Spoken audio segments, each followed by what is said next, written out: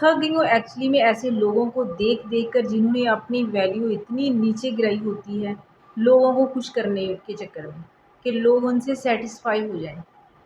उनकी ज़िंदगी का सिर्फ यही मकसद होता है कि लोग उनसे सेटिस्फाई हो जाएं, लोग उनसे खुश हो जाएं।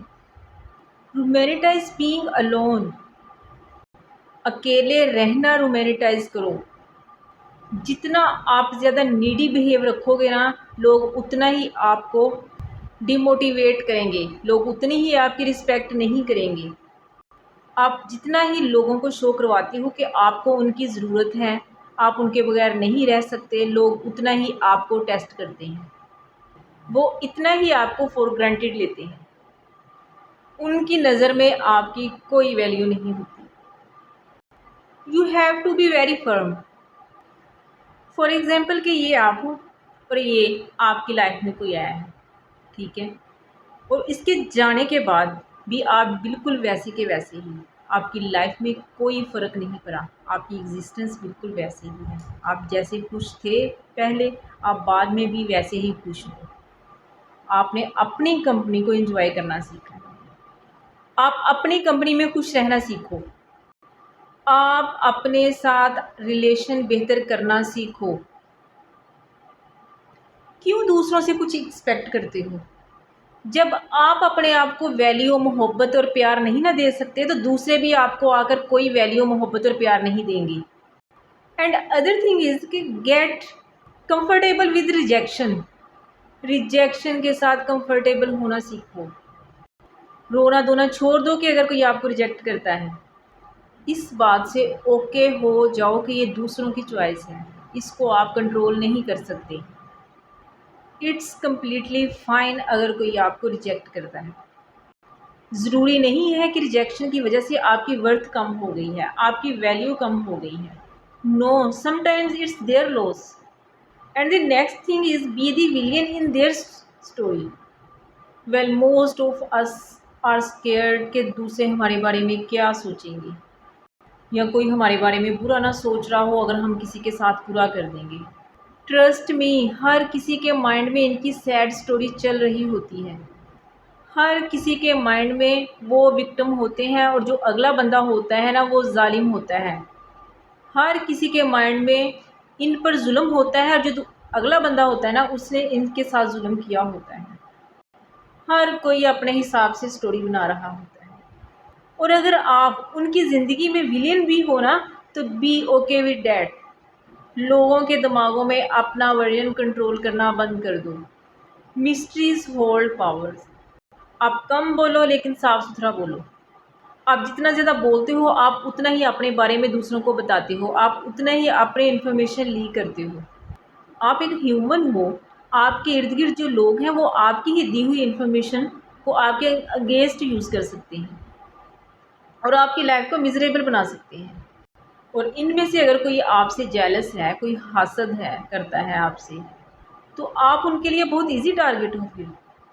सो बी माइंडफुल कि आप किसी के साथ क्या शेयर कर रहे हो, कितना शेयर कर रहे हो। अब मैं ये नहीं कहती कि किसी के साथ बात नहीं करना, एक दो अच्छा दोस्त होना ज़रूरी है ज़िंदगी में, लेकिन हर कोई दोस्त नहीं होता। जो सबसे मेन बात है ना, एक स्ट्रॉन्ग पर्सनैलिटी डेवलप करने के लिए, कि आप अपने डिसीजन खुद लो। जितना आप ज़्यादा लोगों पे डिपेंड करते हो ना, दूसरों पे डिपेंड करते हो, आप उतना ज़्यादा लोगों को बताते हो कि आपके डिसीजन वर्दी नहीं है, जो आप सोच रहे हो वो वर्दी नहीं है।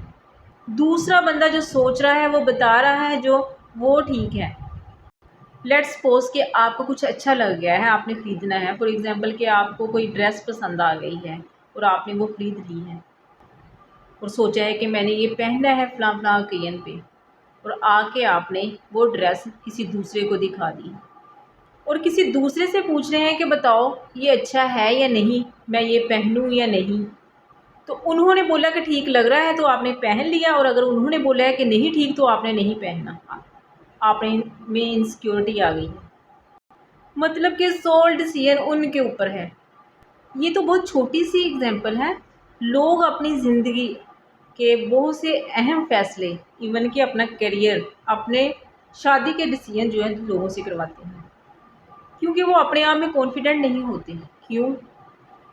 आपने जीनी है ना वो लाइफ, आपने गुजारनी है ना वो लाइफ, आपने शादी के बाद उस बंदे के साथ रहना है ना। तो why others, why others. Literally खुद पे ट्रस्ट करना सीखो। जो आपको ठीक लगता है वो ही करना है आपने, क्योंकि वो ही ठीक होता है। लिटरली हमारी लाइफ में, हमारी सोसाइटी में ना लोगों को बहुत आदत है कि वो दूसरों की ज़िंदगी का ना कंट्रोल संभालना चाहते हैं, दूसरों की लाइफ को कंट्रोल करना चाहते हैं। उन्हें ये होता है कि किसी न किसी तरीके से हम दूसरों की लाइफ के फ़ैसले कर लें। आपके अपने पेरेंट्स में भी वो चिल भी हों, लेकिन दूसरे अदर जो रिलेटिव होते हैं, चाचू, मामू, ताया, फूफो, खाला, ऑल ऑफ देम, उनको बाज़ों का सबसे ज़्यादा ये टेंशन होती है कि इनकी लाइफ में क्या चल रहा है। वो किसी न किसी तरीके से आपको कंट्रोल कर लें। लेकिन ये आपकी रिस्पॉन्सिबिलिटी है कि आपने अपने डिसीजन खुद लेने हैं। People who choose themselves always win, always win. आपको सेल्फिश होना पड़ता है थोड़ा अपने लिए। इस दुनिया में सर्वाइव करने के लिए आपको सेल्फिश होना पड़ता है। हाँ, मैं इतना ज़रूर कहूँगी कि आपके अंदर इतनी अक्ल ज़रूर होनी चाहिए कि आप सेल्फिशनेस में इतने पागल ना हो जाओ कि दूसरों को अपने पैरों के नीचे रोंदते फिरो। लेकिन ट्रस्ट में हमें सिखाया जाता है कि जो सेल्फिश होता है ना वो बुरा होता है। वो लोग अच्छे नहीं होते जो इंसान अपने बारे में सोचता है या सोचते हैं। जो सिर्फ़ दूसरों के बारे में सोचता है ना, वो दूसरों की नज़र में तो अच्छा हो सकता है, लेकिन अपनी नज़र में उसकी कोई वैल्यू नहीं होती। अगर आप उनमें से एक हैं जिन्हें लोग हमेशा इंटरप्ट करते हैं, जिनकी बात को कोई वैल्यू नहीं देते, जिनकी कोई बात नहीं सुनता, then I want to say something, speak with authority. तो इस सोच के साथ बोलना है कि सब यहाँ पर जो बैठे हैं वो मुझे सुनने के लिए बैठे हैं। मैं जो बोलूँगा वो सब सुनेंगे। लेकिन अगर आप इस माइंडसेट के साथ बोलते हो ना कि मेरी बात की कोई वैल्यू नहीं है, तो वाक़ई में आपकी बात की कोई वैल्यू नहीं होगी। आप ना यहाँ दिमाग बनाते हो पहले, फिर आउटसाइड स्टोरी बनती है, आउटसाइड वैल्यू बनती है। आपकी बात में क्लैरिटी होनी चाहिए, जो भी बात आप करो, डायरेक्ट बात करो। हर चीज़ आपके थॉट से शुरू होती है, आपके यहाँ पे शुरू होती है।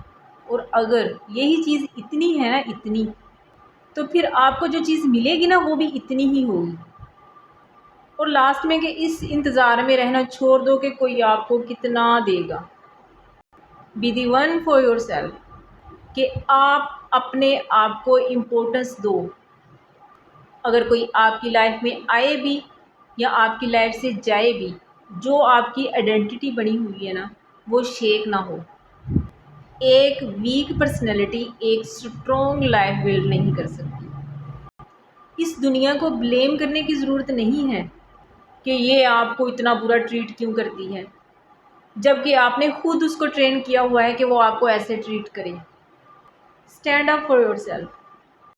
This is all for today. अपना बहुत सारा ख्याल रखिएगा। ओके, अल्लाह हाफिज़।